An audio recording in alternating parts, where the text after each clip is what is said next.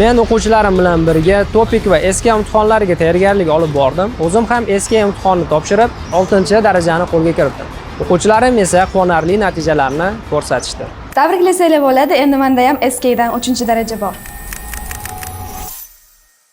Ismim Dilshoda. Getopik o'quv markazida dekabr oyidan Adham sinfning guruhlarida 0 dan o'qishni boshladim. Atiga 5 oy ichida SK imtihonidan 3-darajani qo'lga kiritdim. Adham sinfning yo'ldan ochilgan guruhlarda kalisill o'rganishni boshlab, 5 oy ichida SK imtihonidan 3-darajani qo'lga kiritdim. Mart oyida bo'lib o'tgan SK imtihonidan 3-darajani qo'lga kiritdim. Annyeonghaseyo yorobun, channel Muslima imnida. Aslida SK imtihoniga topshirmoqchi emas edim. 4 oy davomida tayyorlanib, SK imtihonidan 3 darajani qo'lga kiritdim. O'quv markazining menga yoqqan taraflaridan bittasi bu coworking zonasining borligi. Bu yerda ikkita o'quvchi bilan shug'ullanib va o'zining ilovasida mashqlarni bajarib, o'z koreys tilimni mustahkamladim.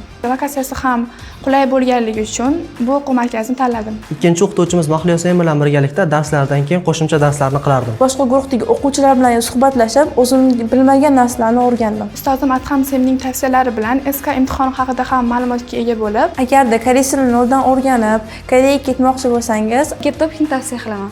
albatta Getopik o'quv markazini tavsiya qilaman. Getopik hakkoneso, kamsamnida.